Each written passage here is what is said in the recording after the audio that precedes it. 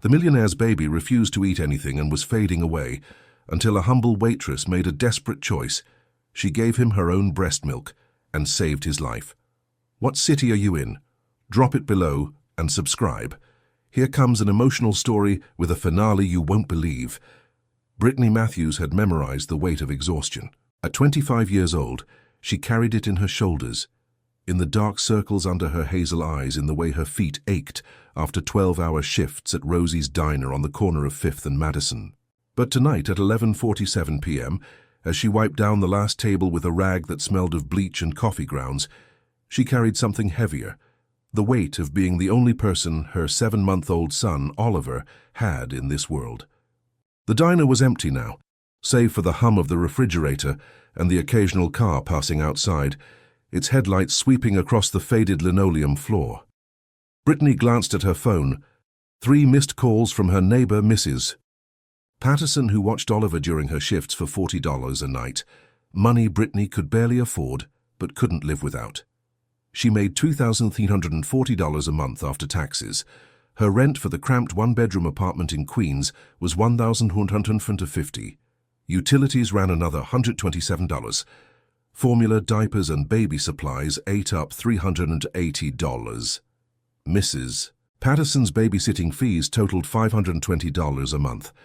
That left her with $163 for food, transportation, and everything else, including the $18,500 in medical debt from Oliver's premature birth, a debt that collection agencies reminded her of every Tuesday and Thursday at exactly 9:15 a.m.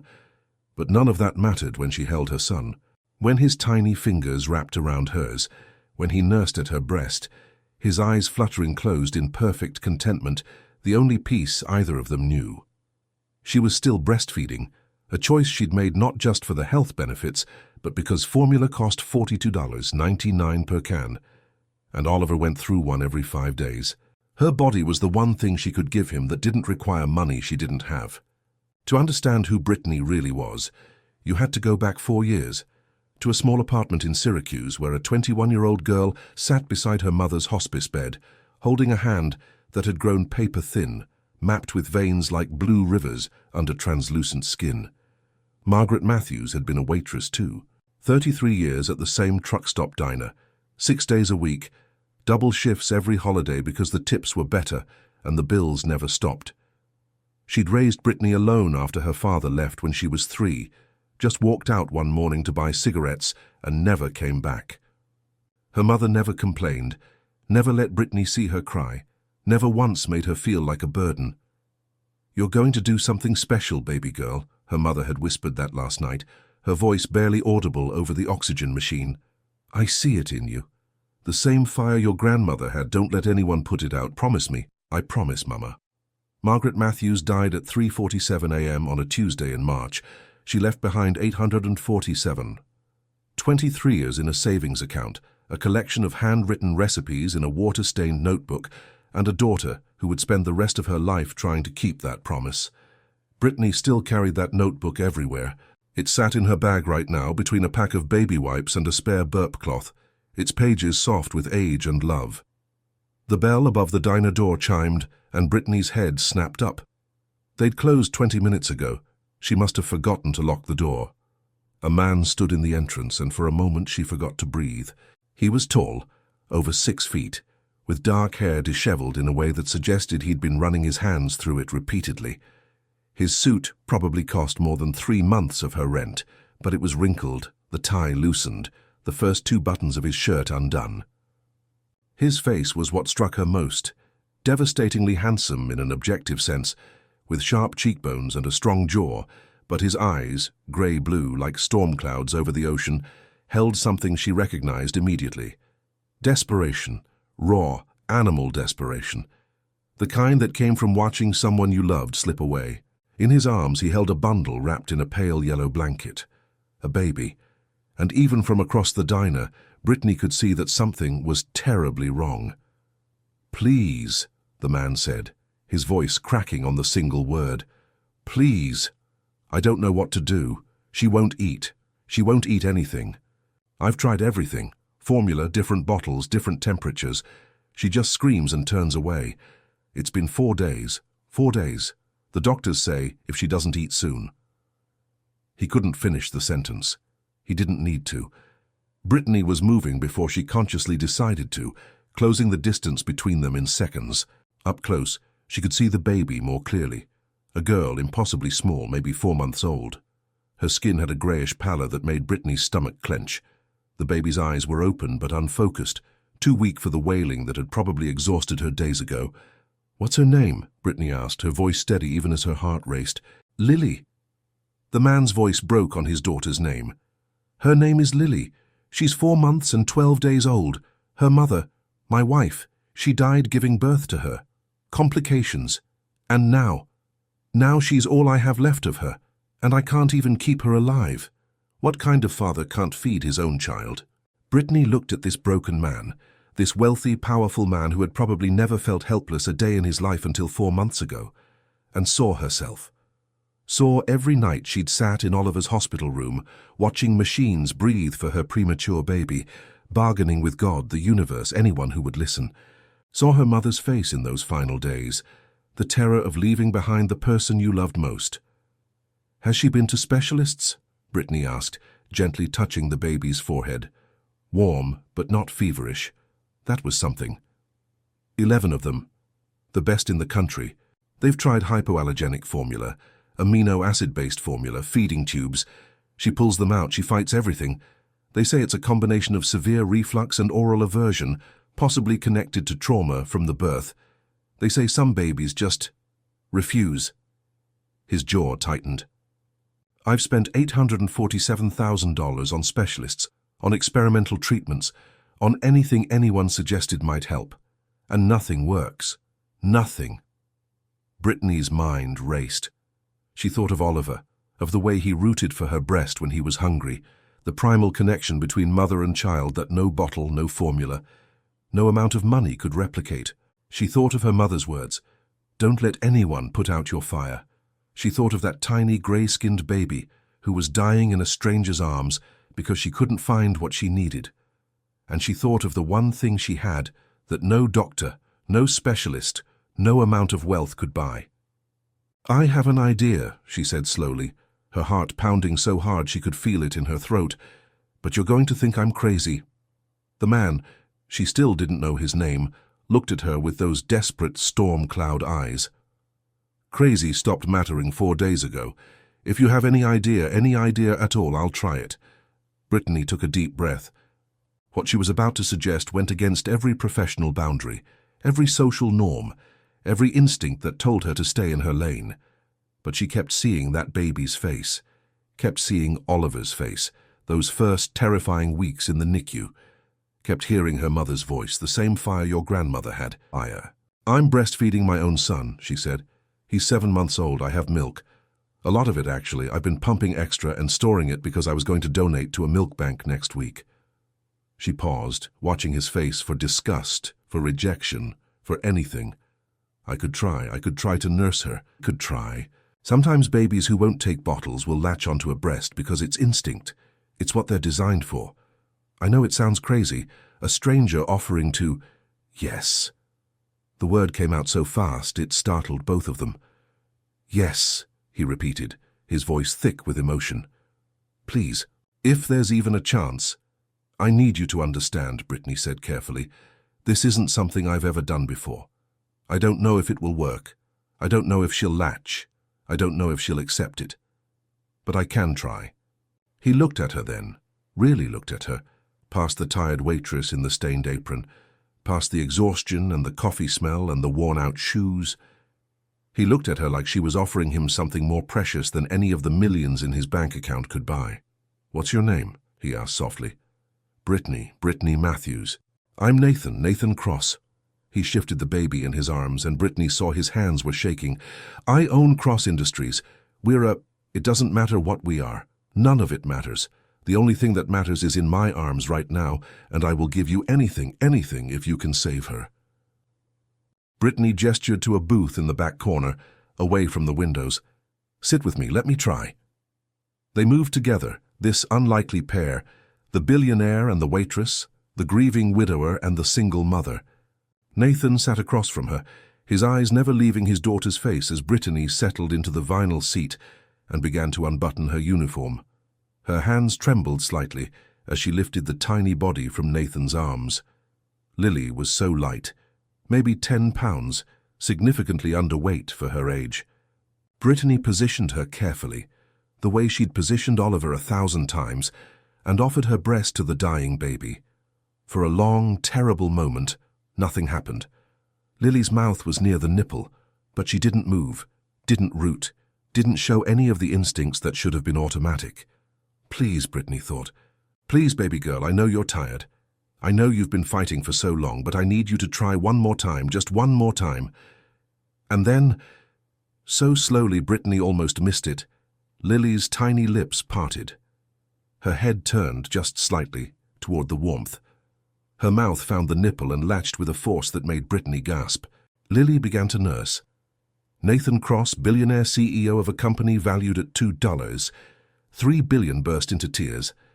The sound that came from his throat was something between a sob and a laugh, raw and broken and full of hope for the first time in 4 days. He covered his mouth with his hand, his shoulders shaking, watching his daughter eat for the first time since the nightmare began. "She's doing it," he whispered. "Oh my God, she's doing it. She's eating." Brittany felt tears streaming down her own cheeks, but she didn't wipe them away. She couldn't move, couldn't risk disturbing the miracle happening against her chest. She watched Lily's tiny jaw work, watched the gray pallor in her cheeks slowly, impossibly, begin to fade. For 23 minutes, Lily nursed. She took 4 ounces, more than she'd consumed in the previous 4 days combined. When she finally unlatched, her eyes were already closing, her body relaxing into the first peaceful sleep she'd had since her mother died, and took the only comfort she'd ever known with her.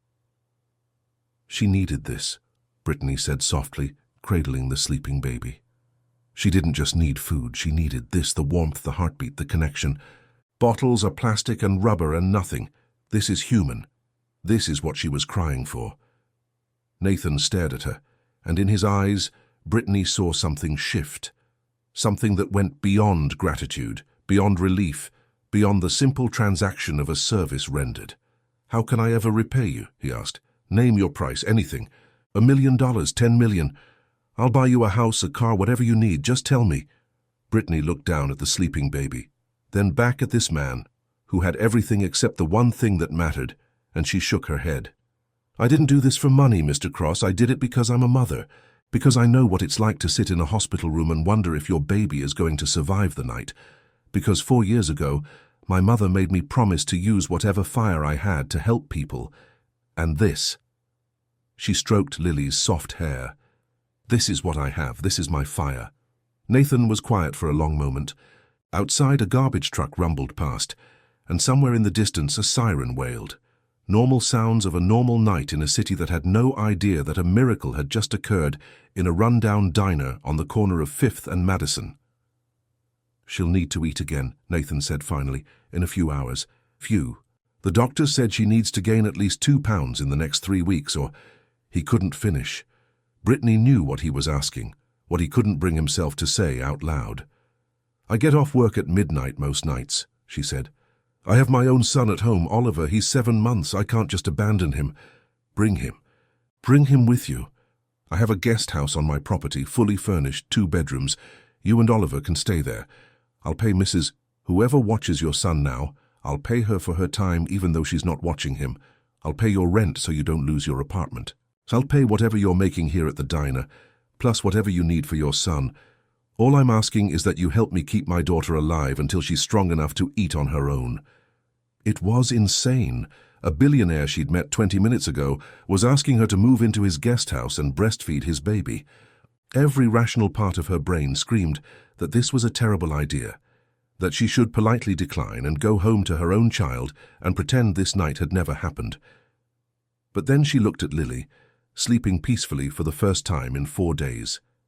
And she looked at Nathan, this broken man who had lost his wife and was now watching his daughter slip away, and she saw herself in that hospice room 4 years ago, helpless, desperate, willing to do anything to save the person she loved. "Okay," she heard herself say. "I'll do it." Nathan Cross closed his eyes and let out a breath he seemed to have been holding for 4 months. And Brittany Matthews, the waitress with $163 in her bank account and a mother's promise burning in her chest, had no idea that her life was about to change in ways she couldn't possibly imagine. And before we continue, I'd love to know where you're watching from. Leave your city in the comments below, and if you're enjoying this story, please like and subscribe for more. Now, let's see what happens next. The Cross estate sat on 17 acres of manicured land in Greenwich, Connecticut, 43 minutes from Manhattan on a good traffic day. Brittany had never been to Greenwich before, had never had any reason to enter a world where the average home price was $3, $2 million, and the residents measured wealth not in thousands but in generations. The guest house alone was larger than any apartment she'd ever lived in. 2 bedrooms, 2 bathrooms, a full kitchen with appliances she didn't recognize, and a living room with floor-to-ceiling windows that overlooked a garden that probably cost more to maintain each month than she made in a year. "It's too much," she whispered, standing in the doorway with Oliver asleep in his car seat and her entire life packed into 2 suitcases and a diaper bag. "It's nothing," Nathan said. He stood behind her, Lily cradled against his chest, awake now but calm, her tiny fist wrapped around his finger. "It's a building, 4 walls and a roof. What you're giving my daughter is worth more than this entire estate." That first night set the pattern for the weeks that followed. Lily needed to nurse every 2.5 hours, her tiny body working overtime to regain the weight she'd lost during her 4-day hunger strike. Brittany would feed Oliver first, her son, her priority always, and then cross the stone pathway to the main house, where Nathan waited in the nursery with his daughter. The nursery was painted in soft yellows and greens, colors that Nathan's wife had chosen before she died. Her name had been Catherine. Brittany learned this on the 3rd night, when she noticed a framed photo on the dresser. A beautiful woman with auburn hair and laughing eyes, her hand resting on her pregnant belly, unaware that she would never hold the child growing inside her. "She was 31, Nathan said, catching Brittany looking at the photo. "We'd been trying for 3 years. IVF, 4 rounds, $127,000. She wanted to be a mother more than anything in the world." "I'm sorry." The words felt inadequate, but Brittany meant them. She had preeclampsia. The doctors thought they had it under control. They didn't. Nathan's jaw tightened, and in the dim light of the nursery, Brittany saw the same broken expression he'd worn in the diner that first night. She coded on the operating table. They saved Lily, but Catherine, she never even got to hold her, never got to see her face. Brittany didn't say anything. She'd learned, sitting beside her own mother's deathbed, that sometimes words made things worse. Sometimes all a person needed was someone to witness their pain without trying to fix it. "The worst part," Nathan continued, his voice barely above a whisper, "is that it wasn't just Catherine I lost that day." He set Lily down in her crib and walked to the window, his back to Brittany, shoulders rigid with tension she was beginning to recognize. "My mother was there, in the waiting room. She'd driven 6 hours from Maine to be there for the birth. She was so excited to be a grandmother. When the doctors came out and told us about Catherine, my mother collapsed, heart attack, stress-induced, by the time the paramedics got to her." He paused, and Brittany heard him swallow hard. "I lost my wife and my mother within 47 minutes of each other, in the same hospital, on what was supposed to be the happiest day of my life." The weight of his words hung in the air like smoke. "Nathan," Brittany began, but he shook his head. "I haven't told anyone that. Not the therapist my board of directors insisted I see, not my assistant, who's worked for me for 11 years, not anyone." He turned to face her, and his eyes were wet. "But you're the only person who's looked at me in 4 months and seen something other than the CEO or the widower or the tragic figure in the society pages. You see a father. Just a father, trying to keep his daughter alive." "Because that's what you are," Brittany said simply. "Everything else is just noise." Something shifted between them in that moment. A wall came down brick by brick, and Brittany saw the man behind the billion-dollar empire, a man who had lost everything that mattered in the span of an hour and was now clinging to a 4-month-old baby like a shipwreck survivor, clinging to driftwood. The next 2 weeks passed in a blur of feedings and stolen sleep, and the slow, miraculous recovery of a baby who had been dying and was now gaining $2, 3 ounces a day, the pediatrician's exact measurement, delivered with amazement and relief. Brittany fell into a routine. Wake at 5:15 a.m. to feed Oliver, pump extra milk for the day. Walk to the main house at 6 a.m. to feed Lily before Nathan left for the office. Feed Lily again at 8:30 a.m., 11 a.m., 1:30 p.m., 4 p.m., 6:30 p.m., 9 p.m., and 11:30 p.m. In between, she played with Oliver in the guest house garden, marveling at how much her son loved the open space, the green grass, the sunshine that never quite reached their apartment in Queens. Nathan was there for most of the feedings when he wasn't at work.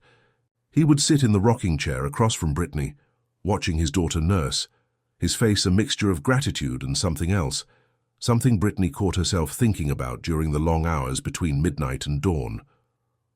On the 14th night, Nathan found her in the kitchen of the main house at 2:47 a.m. She'd come to get water after Lily's feeding, and he was already there, standing at the counter with a glass of whiskey he hadn't touched. "Can't sleep?" she asked. "Haven't slept more than 4 hours a night since Catherine died," he admitted. "I keep thinking if I let myself rest, something terrible will happen. Like the universe is waiting for me to let my guard down so it can take something else from me." Brittany recognized that feeling. She'd lived it.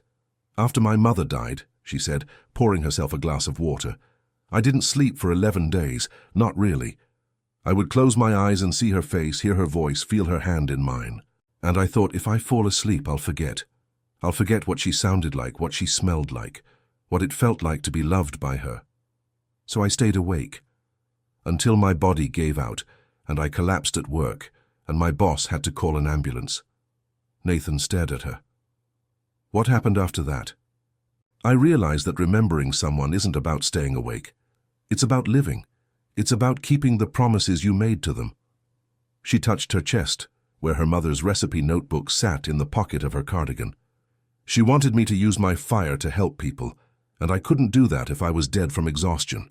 The kitchen was quiet except for the hum of the refrigerator and the distant sound of crickets through the open window. Nathan moved closer, close enough that Brittany could smell his cologne, sandalwood, and something else, something warm. "You're remarkable," he said. "You know that, don't you? I'm a waitress from Queens who happened to be in the right place at the right time. You're a woman who gave a stranger's dying baby her own breast milk, who moved into a billionaire's guest house to save a child she'd never met, who looks at me, really looks at me, when everyone else sees a walking tragedy or a walking checkbook." He reached out, and for a moment Brittany thought he was going to touch her face. Instead, he brushed a strand of hair from her shoulder, his fingers barely grazing her skin. The contact sent electricity down her spine. "Nathan," she said, her voice barely above a whisper, "I don't know what this is. What's happening between us?" "Neither do I." His storm cloud eyes held hers.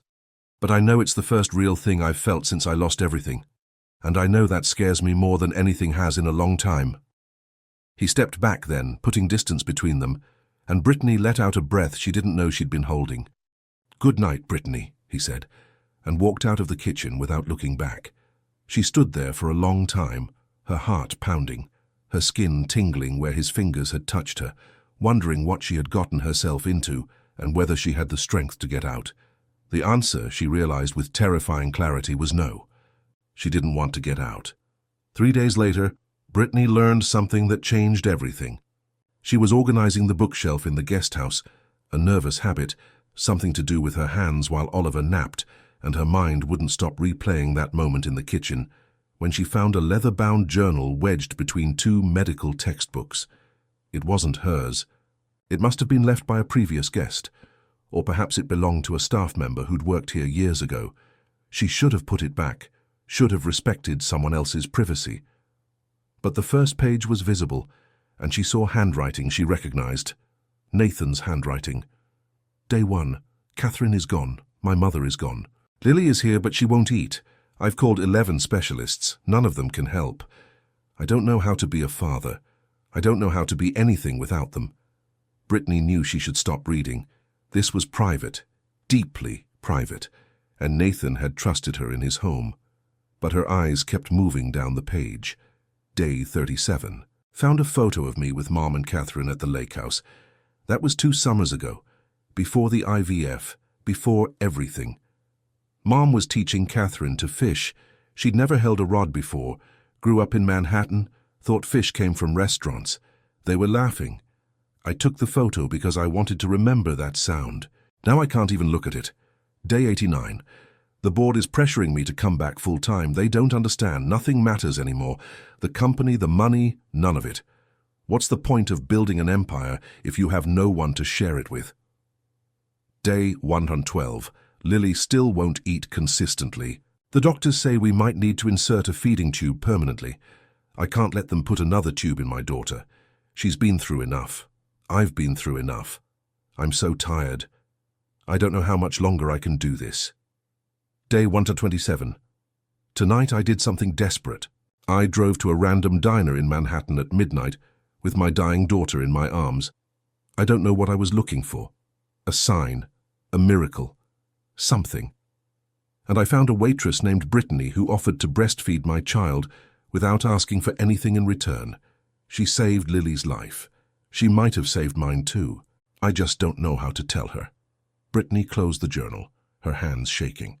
She thought she'd understood Nathan Cross, thought she'd seen past the wealth and the tragedy to the man underneath. But these private, desperate entries showed her a grief even deeper than what he'd shared out loud. Day 127 was the night they'd met. He'd written about her, about what she'd done, about what it had meant to him. She thought about putting the journal back, pretending she'd never found it. But something in her, that same fire her mother had seen, the same instinct that made her offer her milk to a stranger's baby, wouldn't let her. She needed to talk to him, needed to tell him that she'd seen his heart in those pages and that she wasn't running away. But when she crossed the garden to the main house, what she found stopped her in her tracks. Nathan was standing in the living room with a woman Brittany had never seen before, tall, blonde, dressed in designer clothes that probably cost more than Brittany made in 6 months. The woman had her hand on Nathan's arm, and she was laughing at something he'd said. "It's so good to see you finally coming back to life," the woman said.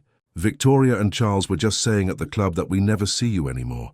You should come to the benefit on Saturday. It'll be good for you to be around people again." "I'm not sure I'm ready for that, Elaine," Nathan said, but he didn't move away from her touch. "Of course you are, darling. It's been 4 months. Catherine would want you to live your life." The woman, Elaine, glanced toward the hallway, and her eyes landed on Brittany standing in the doorway. "Oh," Elaine said, her tone shifting. "This must be the wet nurse." Wet nurse. The words hit Brittany like a slap. Is that all she was to this world, to these people, a wet nurse, a service provider? A woman who existed to feed their children and then disappear back to her cramped apartment in Queens? "Brittany," Nathan said, stepping forward, something like panic in his eyes. "Elaine is an old family friend. She was just—" "I was just leaving," Brittany said, her voice steady even as her heart cracked. "I'll come back for Lily's next feeding." She turned and walked out of the house, across the garden, into the guest house where her son slept peacefully, unaware that his mother's world had just tilted on its axis. Wet nurse. She'd been so stupid, so incredibly, pathetically stupid.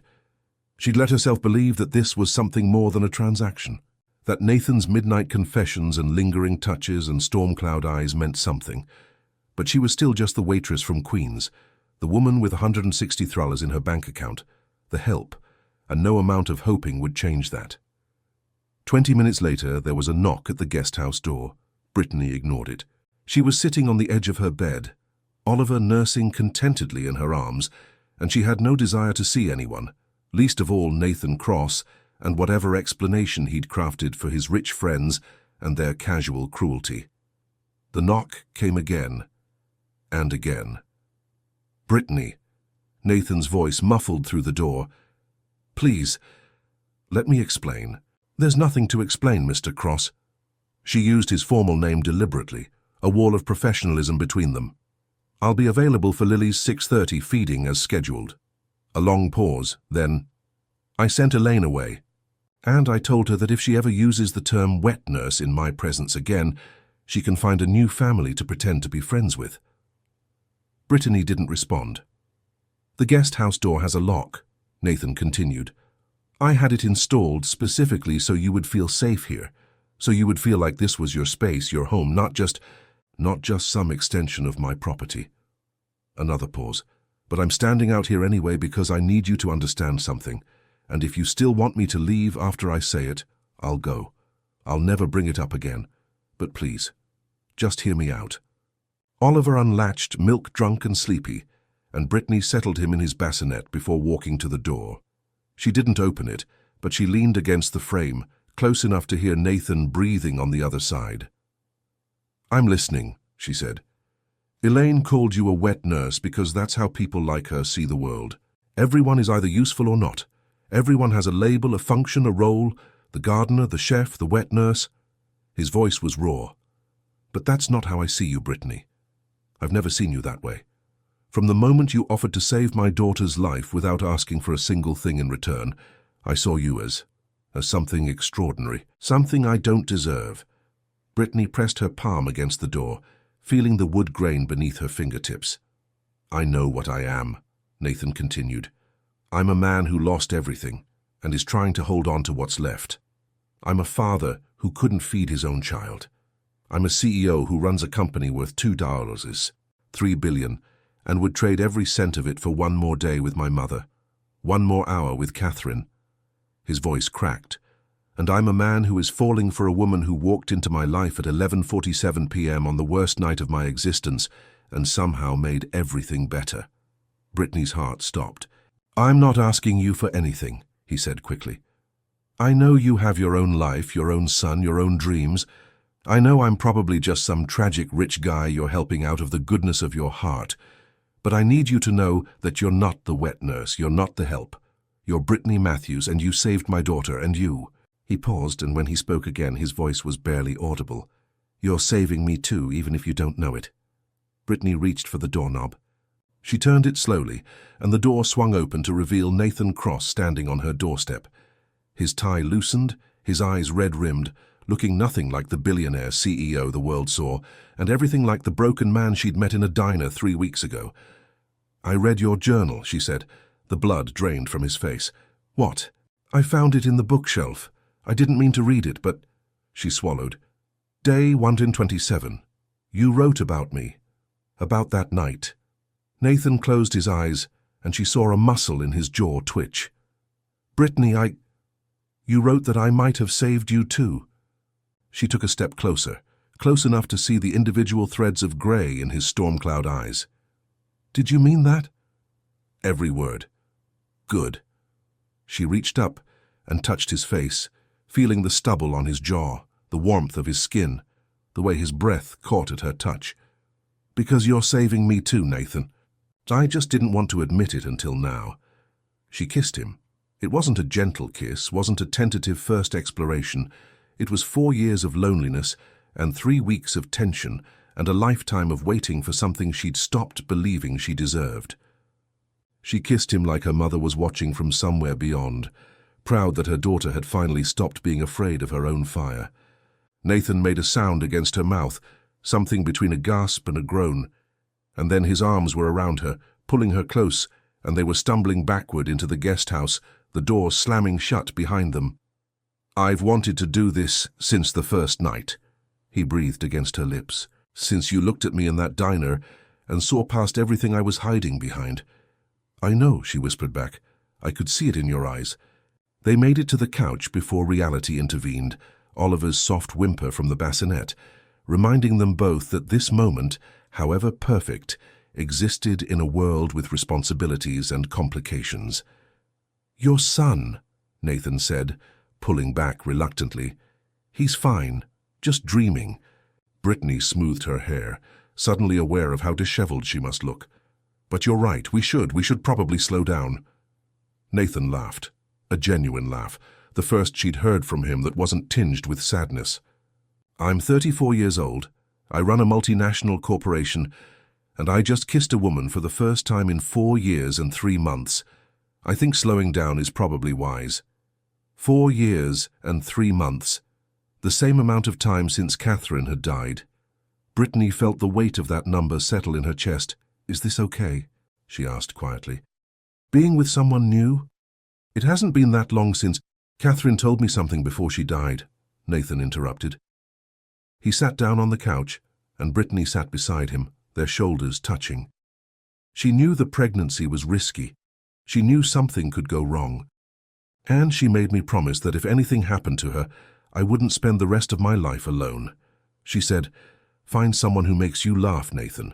Find someone who sees the real you, and don't you dare feel guilty about being happy.'" Tears pricked at Brittany's eyes. "She sounds like she was an amazing woman." "She was. She really was." Nathan took her hand, intertwining their fingers. "And I think she would have loved you. I think she would have seen exactly what I see. A woman with a fire in her heart, and enough love to save strangers' babies and not ask for anything in return." They sat there for a long time, holding hands in the dim light of the guest house, listening to Oliver's soft breathing and the distant sound of wind in the trees outside. And for the first time in longer than either of them could remember, the silence didn't feel lonely. It felt like a beginning. The next morning, Brittany woke to find Nathan in the main house kitchen making breakfast. Badly. Smoke was rising from a pan, and 2 eggs lay murdered on a plate that looked like it had survived a war.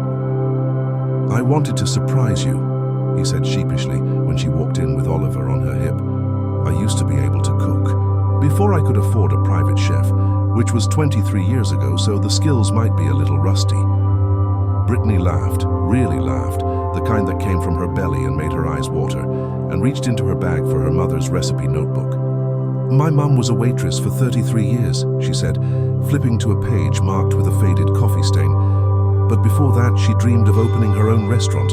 She collected recipes her whole life. Breakfast was her specialty." She handed Nathan the notebook, opened to a page titled "Margaret's Perfect Scrambled Eggs" in her mother's neat cursive. "Teach me," Nathan said. "Please, I want to learn." So Brittany taught him. She showed him how to crack eggs with one hand, a skill she'd learned at 16 working her first diner job. She explained the secret to fluffy scrambles. Low heat, constant stirring, take them off before they look done. She watched him measure butter with the serious concentration of a man who ran $1 billion company and was now utterly focused on not ruining breakfast. When they finally sat down to eat, Nathan, Brittany, Oliver in his high chair and Lily in her bouncy seat, something shifted. The meal wasn't fancy. The eggs were slightly overdone. The toast was burnt on one side. But they were eating together like a family, in a kitchen filled with morning light and the sound of babies babbling. "I could get used to this," Nathan said quietly, watching Brittany feed Oliver a spoonful of mashed banana. "Don't," she warned, but she was smiling. "This is temporary. We both know that. I'm here to help Lily, not to..." "To what? To be happy?" Nathan set down his fork. "Brittany, I know we've only known each other for 3 weeks. I know this is fast and complicated and probably crazy. But I also know that my daughter is eating for the first time in her life because of you. I know that I laughed today, really laughed, for the first time since I lost everything. I know that last night, when you kissed me, I felt alive again. Live." Oliver banged his spoon on the high chair tray, oblivious to the weight of the conversation happening above his head. "What are you saying?" Brittany asked, her heart racing. "I'm saying I want more than temporary. I want to try. Us. Whatever this is. I want to see where it goes." Nathan reached across the table and took her hand, the same way he had last night on the couch. "I know I'm not the easiest person to be with. I work too much. I have more baggage than a cargo plane, and I'm probably going to mess this up in 100 different ways. But I want to try if you'll let me. If..." Brittany looked at this man, this billionaire CEO who had lost his wife and his mother in the same hour, who had driven to a random diner with his dying daughter in his arms, who had just spent 20 minutes learning to cook scrambled eggs from a waitress's recipe notebook because he wanted to make her breakfast. "Yes," she said, "let's try." Nathan's smile was like watching the sun come out after a storm. But storms, as Brittany should have known, rarely stay away for long. Later that afternoon, while Brittany was nursing Lily in the sunroom, Nathan's phone rang. He glanced at the screen, and his face went pale. "I have to take this," he said, already moving toward the door. "It's the hospital." Brittany's blood ran cold. "The hospital? Why would the hospital be calling you?" But Nathan was already gone, his voice fading as he walked down the hallway, leaving Brittany with a nursing baby and a heart full of dread. She waited. 5 minutes. 10. 20. When Nathan finally came back, he looked like he'd aged a decade. "That was Dr. Morrison," he said, "the OB-GYN who delivered Lily. Who was there when?" He couldn't finish. "What did he want?" Brittany asked, though something in his expression told her she didn't want to know. "There was a mistake." Nathan's voice was hollow. "During the delivery, during the chaos when everything went wrong, there was a blood sample that got mislabeled. They thought it was Catherine's, but it wasn't. It was from another patient." He paused, and Brittany saw his hands were shaking. "They just ran a new paternity test as part of a routine update to Lily's medical records. Standard procedure when there's a donor or surrogate situation, which there wasn't, but someone flagged it anyway, and..." "Nathan." Brittany's voice was steady, even as the room seemed to tilt. "What are you saying?" "I'm not Lily's biological father." The words hung in the air like a bomb waiting to explode. The IVF clinic mixed up the samples. "It happens more often than you'd think. 1 in 1,000 cases, statistically. But I was supposed to be the exception. I paid $127,000 to make sure I was the exception." Nathan laughed, but there was no humor in it. "I spent 4 months watching my daughter die because she wouldn't eat, and now I find out she's not even mine. The only piece of Catherine I thought I had left." He broke off, unable to continue. Brittany set Lily gently in her bouncy seat and went to Nathan. She wrapped her arms around him, holding him as his body shook with sobs he'd been holding in since the phone call. "She's still yours," Brittany said fiercely. "Biology doesn't make a father. Love makes a father.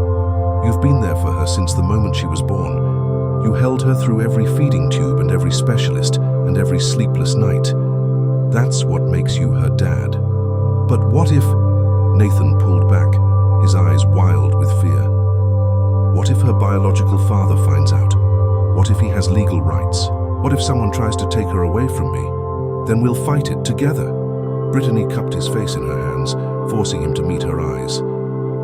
"I didn't walk into that diner to save your daughter just to watch someone take her away. We'll figure this out, Nathan. Whatever it takes." Nathan stared at her, and something in his expression shifted from despair to wonder. "Why?" he asked. "Why do you care so much? She's not your daughter. I'm not. We've known each other for 3 weeks." Brittany thought of her mother's voice. "Use your fire to help people." She thought of Oliver fighting for his life in the NICU. She thought of Lily, latching onto her breast that first night, desperate for connection, for warmth, for something real in a world that had taken everything from her before she even knew what she was losing. "Because some things matter more than time," she said. "Because your daughter needed me, and then you needed me, and now..." She took a breath. "Now I need you too, both of you. Is that crazy?" "Completely," Nathan said and kissed her. The next 4 weeks were the strangest and most beautiful of Brittany's life. Nathan hired an entire legal team, 12 attorneys, billing at a combined rate of $47,000 per week, to deal with the IVF clinic and ensure that Lily would remain his daughter in every way that mattered. The biological father, they discovered, was a man named Thomas Webb, a 37-year-old accountant from Ohio who had used the same clinic with his wife 2 years earlier. Thomas and his wife now had twin boys of their own. When Nathan's lawyers reached out, delicately, carefully, Thomas signed away any potential parental rights without hesitation.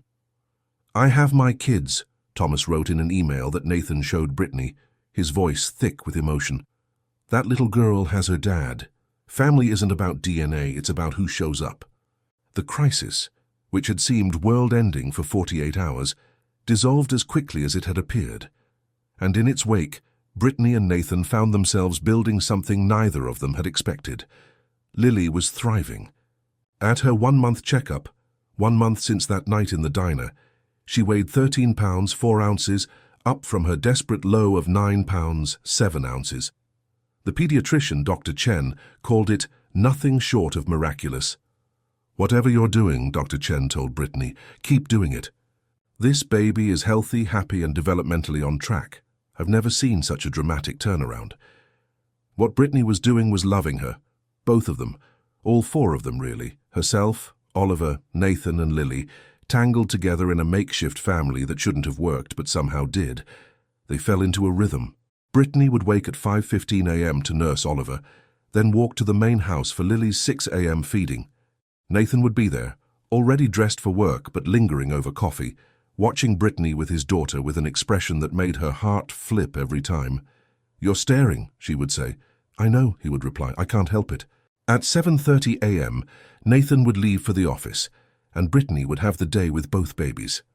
She took them for walks around the estate's sprawling grounds, pointing out flowers and birds and clouds to Oliver, while Lily slept in her stroller. She sang to them, old lullabies her mother used to sing, songs about mockingbirds and diamond rings and a love that lasted forever. At 6 p.m., Nathan would come home, not to an empty house, not to silence and grief and the suffocating weight of memories, but to Brittany and the babies and the smell of dinner cooking in the kitchen. He had given her a credit card with a $50,000 limit and told her to buy whatever she needed, but she rarely used it. Instead, she cooked from her mother's recipe book, simple, honest food that reminded her of who she was and where she came from. "You don't have to do this," Nathan said one evening, watching her stir a pot of her mother's famous chicken soup. "I can hire a chef. I can order food from any restaurant in the city. You don't have to spend your days cooking and cleaning like you're—" "Like I'm what?" Brittany asked, an edge to her voice. "Like I'm a waitress? Like I'm the help?" Nathan winced. "That's not what I meant." "I know it's not." She set down the wooden spoon and turned to face him. "But I need you to understand something. I'm not doing this because I have to. I'm doing it because I want to. Because cooking my mother's recipes makes me feel close to her. Because feeding people, whether it's pancakes at a diner or soup in a billionaire's kitchen, is how I show love. If you take that away from me, if you hire someone else to do it, then what am I? Just a wet nurse after all." The words hung between them, sharp and honest. Nathan crossed the kitchen and took her hands. "You're not a wet nurse. You're not the help. You're the woman I'm falling in love with." He paused, letting the words land. "I've never said that out loud before. Not since Catherine, but it's true. I'm falling in love with you, Brittany Matthews, and it scares the hell out of me." Brittany's breath caught. "Nathan." "You don't have to say it back. I know it's too soon. I know you probably need time to—" "I'm falling in love with you too." The words came out before she could stop them, before she could analyze whether they were true or wise or safe. But they were true. She'd known it for weeks. Maybe since that first night when he'd walked into the diner with his dying daughter in his arms. She'd just been too afraid to admit it. Nathan kissed her then, slow and sweet and certain, with the soup bubbling on the stove, and the babies playing in the next room, and the whole future stretching out before them like an unopened gift. "Stay," he whispered against her lips. "Not just for Lily. For me. For us. Stay." "I'm not going anywhere," she promised, and she meant it, she really did. But the universe, as she was learning, had a cruel sense of timing. 3 days later, Brittany got a phone call that changed everything. It was her landlord back in Queens, Mr. Petrosky, a gruff 72-year-old who had known her mother and had given Brittany a break on rent during her worst months. "I'm sorry, sweetheart," he said, his voice heavy with regret. "But I have to sell the building. My wife's got cancer, stage 3. We're moving to Florida to be near her sister. I've got a buyer lined up, but he wants vacant units. You've got 30 days to clear out." 30 days. Her apartment, her anchor, her last connection to the life she'd had before Nathan Cross walked through a diner door at 11:47 p.m. Gone. Just like that. She hung up the phone and sat in silence, trying to process what it meant. She'd been living in Nathan's guest house for almost 2 months now. He'd been paying her rent anyway, so the money wasn't the issue. But the apartment represented something more than 412 square feet of cramped living space. It represented independence, options, a fallback if everything fell apart, and now it was gone. What's wrong? Nathan asked that evening, noticing the tension in her shoulders as she nursed Lily. You've been quiet all day. Brittany told him about the phone call. Move in with me, Nathan said immediately. Not the guest house, the main house. Your room can be next to mine or with mine or however you want it. Oliver can have the nursery next to Lily's. We'll be a family, a real family. It was everything she'd dreamed of hearing, everything she'd been afraid to hope for. So why did it feel like a trap? Nathan, She struggled to find the words. I've spent my whole life taking care of myself. Since I was 21, since my mom died, I've paid my own bills, made my own decisions, built my own life. It wasn't much of a life, but it was mine. And now you're asking me to give that up completely, to depend on you for everything. I'm not asking you to give anything up, Nathan said, frustration creeping into his voice. I'm asking you to let me take care of you. Is that so terrible? For me, yes. Brittany's eyes burned with unshed tears. Because what happens if this doesn't work out? What happens if you wake up one day and realize you don't love me? That I was just a convenient replacement for Catherine, that... How can you say that? Nathan stood abruptly, pacing the room. I've told you I love you. I've opened my home to you, my heart, everything. And you're still waiting for me to abandon you like your father did? Like everyone you've ever trusted? The words hit like a physical blow. That's not fair, Brittany whispered. Maybe not, but it's true, isn't it? Nathan stopped pacing and faced her, his expression softening. Brittany, I can't promise that nothing bad will ever happen. I can't promise that life will be perfect or that I won't make mistakes. But I can promise that I'm not going anywhere, that I'm not your father, that I'm not going to walk out one morning and never come back. Brittany looked at this man, this complicated, grieving, wealthy, wounded man, and saw everything she'd ever wanted and everything she'd ever feared wrapped in the same package. I need time, she said finally, to think, to figure out what I want. Can you give me that? Nathan's jaw tightened, but he nodded. Of course. However long you need. He left the nursery without another word, and Brittany sat alone with Lily sleeping in her arms, wondering if she'd just made the biggest mistake of her life. The next morning, Nathan was different. Polite but distant, the walls she'd worked so hard to break down suddenly back in place. He left for work without lingering over coffee. He came home late after the babies were asleep, claiming meetings that ran long. For 3 days they orbited each other like strangers, the easy intimacy they'd built evaporating like morning fog. On the 4th day, Brittany couldn't take it anymore. She waited until both babies were napping, then marched across the garden to Nathan's home office, where she found him staring at a spreadsheet he clearly wasn't seeing. We need to talk, she said. I thought you needed time. I did, and I used it, and I figured some things out. She closed the door behind her and leaned against it, blocking his only exit. I'm scared, Nathan. I'm terrified. Every person I've ever loved has left me. My father, my mother, Oliver's father, who disappeared the second I told him I was pregnant. I'm terrified that if I let myself depend on you, if I let myself believe that this is real, you'll leave too. Nathan's expression softened slightly. Brittany. But here's the thing. She took a breath. Being scared isn't a good enough reason to push away something that might be the best thing that ever happened to me. My mother spent 33 years in a diner, dreaming of a different life, too afraid to reach for it.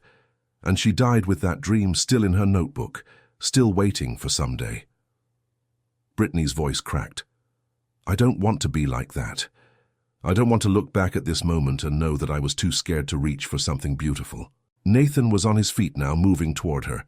So yes, Brittany continued, I'll move in with you, not because I need to, or because I have no other options, but because I choose to, because I love you, because I want to build a life with you and Lily and Oliver, whatever that looks like. But I need you to understand that it's going to be hard for me. I'm going to have moments where I pull away, where I doubt everything, where I wait for the other shoe to drop. And I need you to be patient with me while I learn how to be loved without being afraid. Nathan reached her and cradled her face in his hands. I can do that, he said. I've spent 4 years learning how to live with fear, learning how to wake up every morning wondering if today is the day I lose someone else. But then you walked into my life, and for the first time since Catherine died, I wanted to stop being afraid. I wanted to believe in something good again." He kissed her forehead. "So yes, Brittany. I'll be patient. We'll figure this out together." She kissed him then, and everything that had been broken between them over the past 4 days began to heal. 2 weeks later, Brittany moved into the main house. Her room, their room because Nathan insisted, was on the 2nd floor with windows that overlooked the rose garden and a bathroom bigger than her entire apartment in Queens. Oliver's nursery was next door, connected by a private hallway to Lily's room, and for the first time in her life, Brittany fell asleep knowing that everyone she loved was under the same roof. It should have been perfect. It was, for 17 days. The morning of the 18th day started like any other. Brittany woke at 5:15 a.m., nursed Oliver, walked down the hall to get Lily for her morning feeding. Nathan was already awake, dressed in jeans and a cashmere sweater, his weekend uniform, making coffee in the kitchen. "I was thinking," he said, as she settled onto the couch with Lily, "we could take the kids to the park today. There's a playground about 20 minutes from here, very private, great for babies. We could pack a picnic. Use your mom's sandwich recipe, the one with the special—" His phone buzzed. Nathan glanced at the screen and his face changed. "I have to take this," he said, already moving toward his study. "Give me 10 minutes. But 10 minutes became 20. 20 became 40. Brittany finished feeding Lily, started breakfast, fed Oliver his morning banana, and still Nathan hadn't emerged. When she finally knocked on his study door, she heard something she hadn't heard in weeks. The raw, broken tone in his voice that had been there the first night they met. "I understand," Nathan was saying into the phone. "Yes, I'll be there within the hour. Yes, all the documents, everything." He hung up as Brittany pushed open the door. "What's wrong?" she asked. Nathan looked at her, and there was something in his eyes she couldn't identify. Guilt? Fear? Something worse? "That was my attorney," he said slowly. "The lead partner on the IVF case. There's been a development." Brittany's stomach dropped. "I thought that was resolved. Thomas signed away his rights. You said—" "This isn't about Thomas." Nathan ran a hand through his hair. "It's about Catherine." "Catherine, but she's—" "I know." His voice cracked. "But apparently before she died she set up a trust. A large one. $47 million, and she designated it for any children born from our IVF treatments to be administered by." He stopped, took a breath. "To be administered by her sister, Eleanor." Brittany felt the blood drain from her face. "You have a sister-in-law?" "Had. Have. We're not." Nathan sat down heavily on his leather chair. "When Catherine died, Eleanor blamed me. Said if I hadn't pushed for the pregnancy, if I hadn't been so focused on legacy and heirs and continuing the cross name, Catherine would still be alive. She was right, probably. I did push. I wanted a family so badly, and Catherine wanted to give me one, and—" He couldn't continue. "That's not your fault," Brittany said fiercely. "You couldn't have known—" "Eleanor doesn't see it that way. She hasn't spoken to me since the funeral. But now she's found out about Lily, about the trust, and she's coming to Greenwich this afternoon to assess the situation." Nathan's voice was bitter. "She has legal grounds to challenge my custody if she thinks I'm not fit to be Lily's guardian." Brittany's mind raced. "But you are fit. You've been an amazing father. Look at how Lily's thriving, how much weight she's gained, how happy she is." "Eleanor doesn't know about you," Nathan cut her off. "She doesn't know that the reason Lily is thriving is because a stranger walked into a diner and offered to breastfeed my dying daughter. And when she finds out—" He shook his head. "Eleanor is very traditional, very old money. She's going to see a single father living with his child's wet nurse. Yes, that's how she'll describe you. And she's going to use it against me." The word hit Brittany like a slap. Wet nurse, again. "So what are you saying?" Her voice came out colder than she intended. "That you want me to hide? To pretend I don't exist while your sister-in-law inspects your life like you're applying for a loan?" "No, I don't know. I don't know what I'm saying." Nathan stood abruptly, pacing the study. "I just know that I can't lose Lily. Not after everything. Not after losing Catherine and my mother and nearly losing Lily herself. If Eleanor challenges my custody, If she convinces a judge that I'm somehow unfit, I will lose everything. Everything. Brittany watched him spiral, watched the walls go up again, watched the broken man she'd worked so hard to heal retreat behind his armor of wealth and position and fear. "What do you want me to do, Nathan?" she asked quietly. He stopped pacing, looked at her, and said the words that broke her heart. "I need you to go back to the guest house, just for today, just until Eleanor leaves. I'll explain everything to her myself eventually, but right now, I'm an inconvenience." Brittany's voice was flat. "I'm a complication you need to hide." That's exactly what you're saying." She stood, her legs shaking. "I gave up my apartment for you. I gave up my independence. I moved into your house and let myself believe that I was part of this family. And now, the first time something gets hard, you're asking me to disappear. Brittany, please. You don't understand." "I understand perfectly." Tears burned in her eyes, but she refused to let them fall. "I understand that I was never really part of your world. I was just the woman who saved your daughter, who warmed your bed, who made you feel less alone. But when it comes down to it, when there are real consequences, real stakes, I'm still just the waitress from Queens who doesn't belong." "That is not true," Nathan said, his voice rising. "I love you. I've told you that. I've shown you that in every way I know how. Then why are you asking me to hide?" The question hung between them, heavy and unanswered. Nathan closed his eyes. When he opened them again, something had hardened in his expression.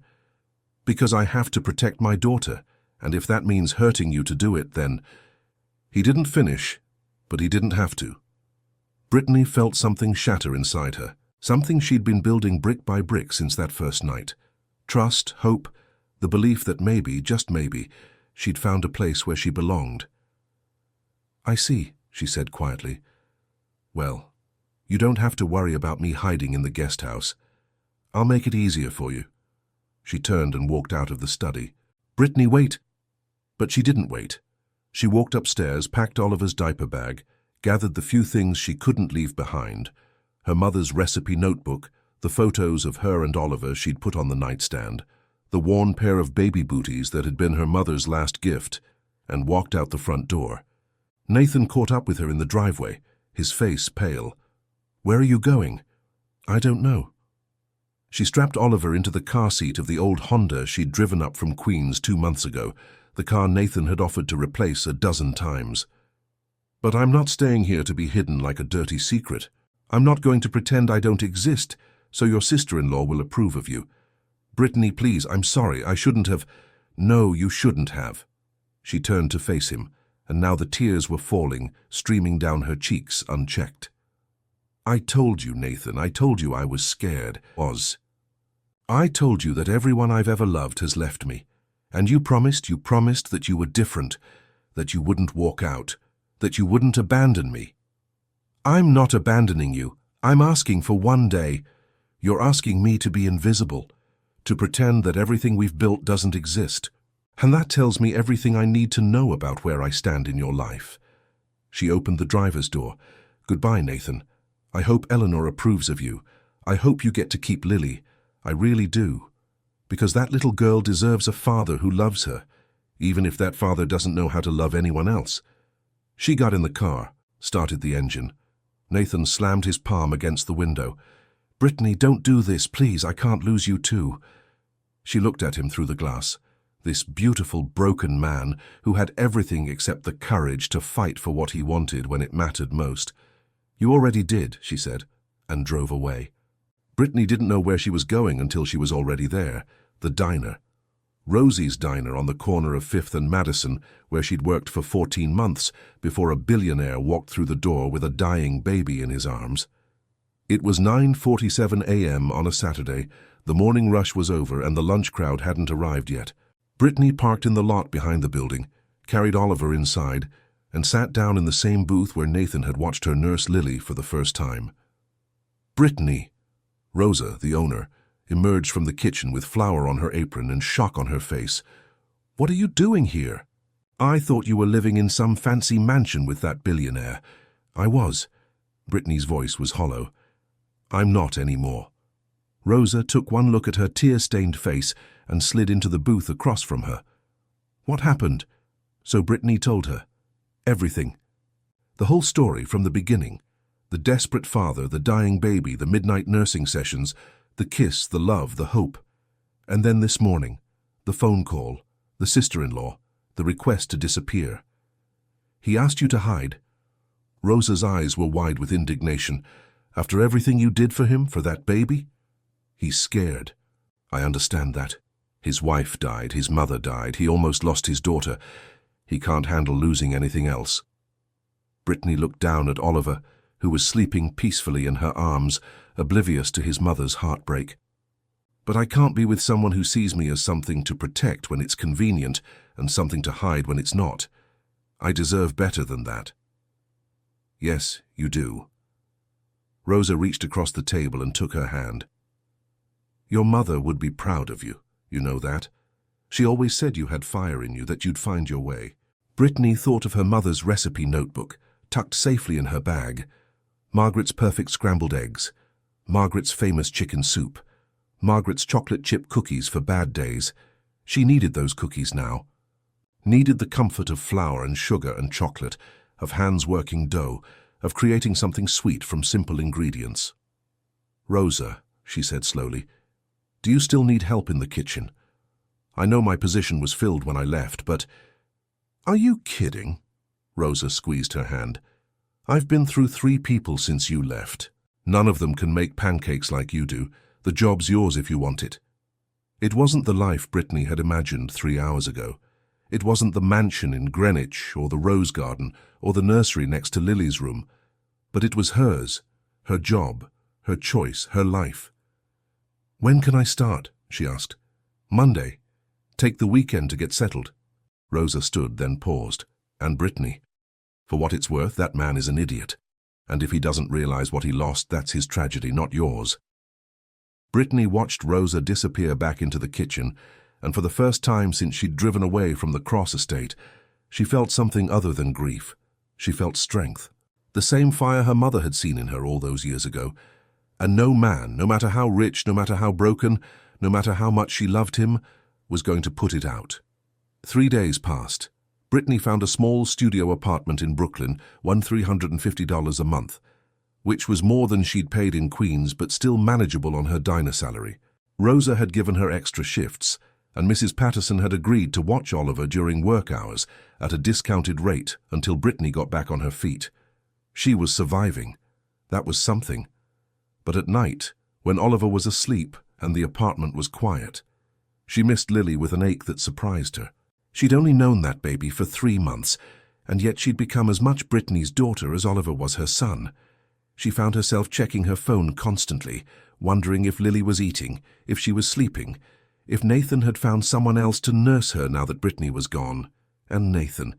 And, God, she missed Nathan too, even though she hated herself for it. On the 4th day, there was a knock at her apartment door. Brittany opened it expecting Mrs. Patterson, or maybe Rosa with some leftover pie from the diner.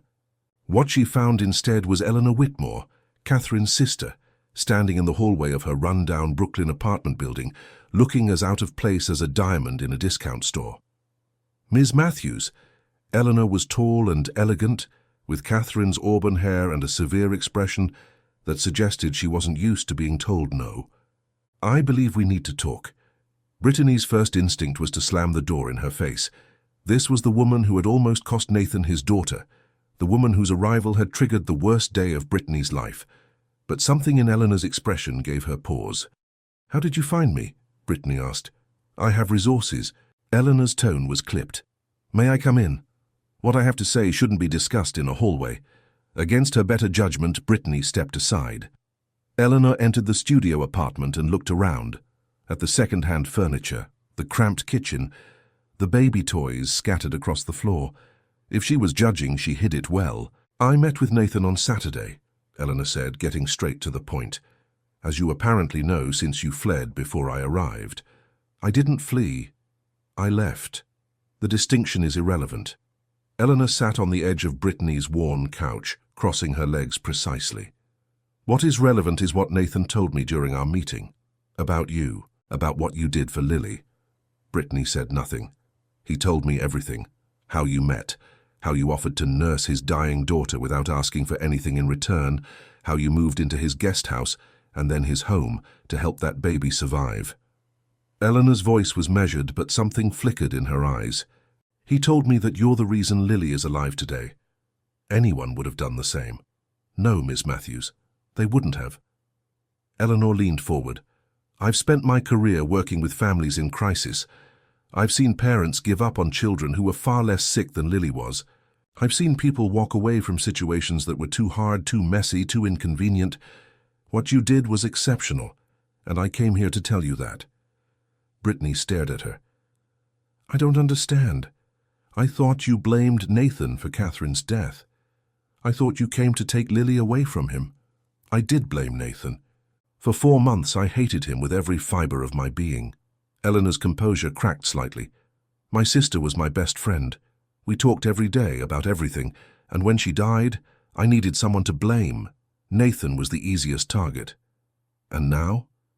Eleanor was quiet for a long moment. I watched a video, she said finally. Security footage from Nathan's house, the nursery camera. He showed it to me on Saturday after you left. Brittany's heart clenched. What video? You, nursing Lily, night after night for 3 months, singing to her, talking to her, loving her, like she was your own child. Eleanor's eyes were wet now. In one of the videos, you were crying.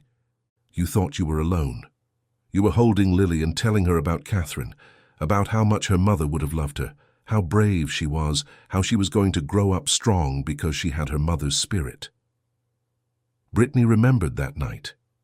It had been the 2nd week, when the exhaustion and the emotion had finally caught up with her. She'd cried for an hour, holding Lily against her chest, mourning a woman she'd never met. How did you know about Catherine? She whispered. I never asked Nathan to tell me those things. I know. Eleanor stood and walked to the window, looking out at the Brooklyn skyline.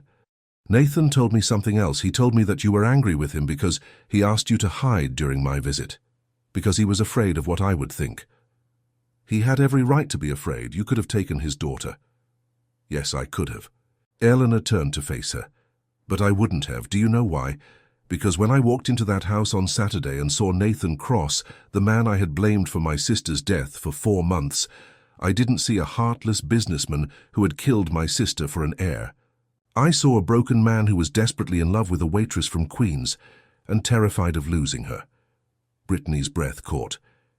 He spent 3 hours talking about you, about how you saved Lily, about how you saved him, about how you were the first person since Catherine who made him feel like life was worth living. Eleanor's voice softened. And then he told me that he'd ruined everything, that he'd asked you to hide because he was afraid and you'd left, and he didn't know how to get you back. He hasn't tried. The words came out more bitter than Brittany intended. It's been 4 days. If he wanted to get me back, he would have tried. He's tried 17 times. Eleanor reached into her purse and pulled out a phone. This is his phone. He left it at the house when he drove to Queens this morning to find you. I've been holding on to it because he was in no state to be making decisions. Brittany looked at the phone. The screen showed a draft text message folder with 17 unsent messages, all to her number. He writes them, then deletes them, Eleanor explained. He's been doing it every few hours since you left. He doesn't send them because he thinks you're better off without him, because he thinks he'll just hurt you again. Brittany felt tears burning in her eyes. Where is he now? At your old apartment in Queens. He didn't know you'd moved. He's been sitting outside the building for 2 hours, trying to work up the courage to knock on a door that no longer belongs to you. Why are you telling me this? Brittany asked. Why do you care what happens between us? Eleanor considered the question carefully before answering. Because my sister would have loved you, she said finally. Because Catherine spent her whole life looking for genuine people in a world full of fakes, and she would have recognized you in a heartbeat. And because... She paused. Because I was wrong about Nathan. I blamed him for Catherine's death, but the truth is, my sister made her own choice. She knew the risks. She wanted to be a mother more than she wanted anything, and she chose to try. Nathan didn't force her. He just loved her enough to support whatever she wanted. She walked to the door, then turned back. He's at 147 Maple Street, Building C, Apartment 4B. Your old address. If you decide to find him, that's where he'll be. She paused. But, Ms. Matthews, don't go unless you mean it. That man has lost enough. If you're going to love him completely. And if you can't do that, let him go. She left without another word. Brittany stood in the middle of her studio apartment, Eleanor's words echoing in her mind. She looked at Oliver sleeping peacefully in his crib. She looked at her mother's recipe notebook on the counter. She looked at the faded photo of her mother she'd hung on the wall, Margaret Matthews smiling in her waitress uniform, full of dreams she'd never gotten to chase. Don't let anyone put out your fire, baby girl.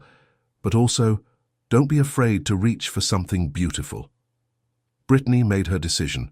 She grabbed Oliver, grabbed her keys and ran out the door. The drive from Brooklyn to Queens took 47 minutes in Saturday afternoon traffic. Brittany spent every minute of it rehearsing what she would say, then forgetting it all, then starting over again. When she pulled onto Maple Street, she saw him immediately. Nathan was sitting on the front steps of her old building, his head in his hands, looking nothing like the billionaire CEO the world knew, and everything like the broken man she'd fallen in love with in a diner 3 months ago. She parked the car, got out, started walking toward him. He looked up at the sound of her footsteps, and his face, God, his face. He looked like a man who had been drowning and had just seen the shore. Brittany. Her name came out like a prayer. How did you, Eleanor, she found you, she told me everything. Brittany stopped a few feet away, close enough to touch, but not quite touching. About the videos, about the messages you didn't send, about how you've been sitting here for 2 hours waiting to knock on a door I don't live behind anymore. Nathan stood slowly, his eyes never leaving her face. I'm sorry. I'm so sorry. I should never have asked you to hide. I should have stood up and told Eleanor the truth from the beginning, that I'm in love with you, that you're part of my family, that I don't care what anyone thinks because, Nathan, because you're the best thing that's happened to me since I lost everything, and I was so scared of losing Lily that I forgot. Nathan, that losing you would be just as bad. Maybe worse because I don't know how to. Brittany kissed him. She kissed him right there on the sidewalk of her old Queens neighborhood, with cars passing by and strangers watching, and Oliver babbling happily in his car seat 20 feet away. She kissed him like she'd wanted to kiss him for 4 days, like she'd wanted to kiss him since the moment he walked into that diner, with desperation in his eyes and hope dying in his arms. I love you, she said against his lips. I love you and I'm scared, and I don't know how to do this either. But I know I don't want to do it without you. Nathan pulled back just enough to look at her face, to see the truth in her eyes. You came back, he whispered. You actually came back. I never really left. She touched his face, feeling the stubble, the warmth, the reality of him. My heart was always at that house, with you and Lily. I just needed to remember that I was strong enough to choose it. And are you strong enough? Brittany thought of her mother's fire, thought of the promise she'd made at a hospice bedside 4 years ago, thought of Lily, latching onto her breast that first desperate night, and Oliver's sweet smile and Nathan's storm-cloud eyes that had finally learned to let in the light. Yes, she said, I am. 4 months later, Brittany woke to the smell of coffee and the sound of rain against the windows. She reached across the bed, her fingers finding the warmth where Nathan had been sleeping moments before. You're supposed to be resting, she called out, her voice still thick with sleep. It's Sunday. He appeared in the doorway of their bedroom in the house that was now theirs, wearing the old Syracuse University t-shirt she'd kept from her mother's belongings and a pair of sweatpants that cost more than her first car. I made breakfast, he said. Well, I attempted breakfast. The eggs are interpretive. Brittany laughed, that same laugh he'd fallen in love with in a small diner 7 months ago, when she was the only real thing in his world. She got out of bed and followed him to the kitchen, where the scene that greeted her made her heart swell 3 sizes. Oliver, now 14 months old, was in his high chair, banging a spoon against the tray and shrieking with joy. Lily, 11 months old and thriving, 22 pounds of healthy, happy baby, was in her own high chair beside him, watching her almost brother with the adoration of a best friend. And on the stove, smoking slightly, was a pan of scrambled eggs that looked like they'd survived a small explosion. "In my defense," Nathan said, "your mother's recipe says low heat, but it doesn't specify exactly how low. That's because most people understand what low means."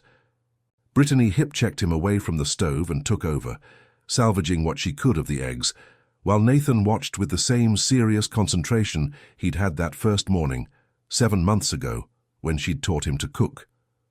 "I have something for you," he said. "If it's more burned eggs, I'm good." "It's not." He reached into his pocket and pulled out a small velvet box. Brittany's spatula froze mid-flip.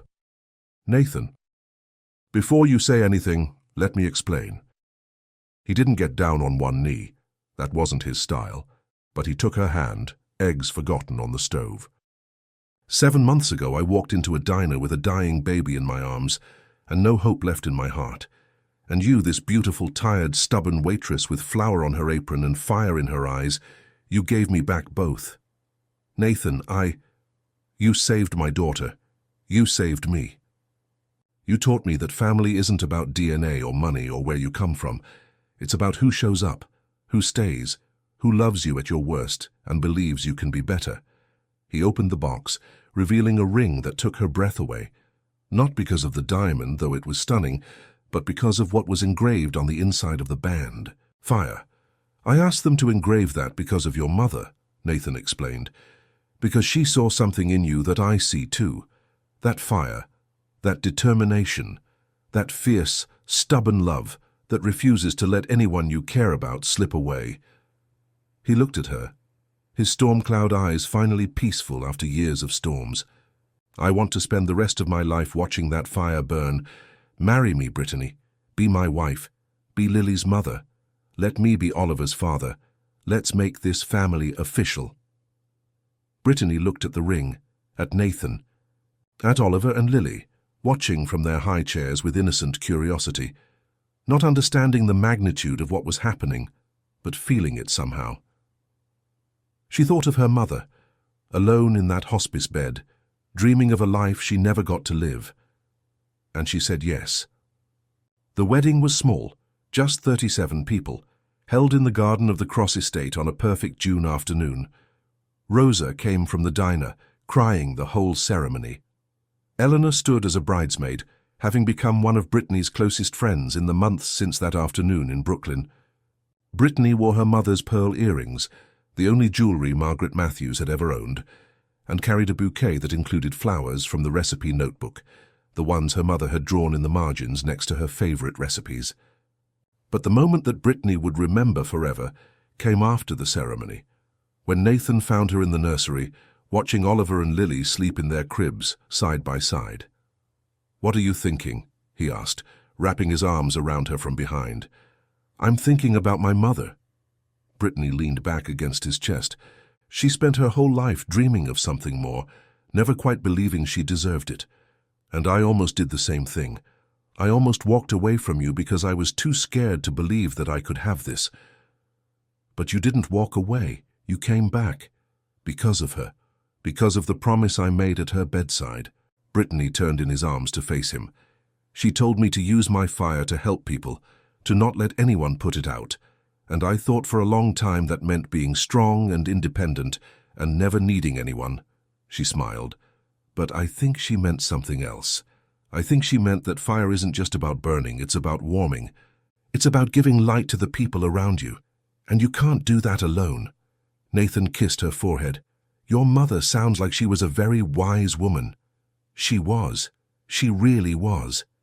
Brittany looked at the babies sleeping peacefully, at the life they were building together, at everything she'd almost been too afraid to reach for.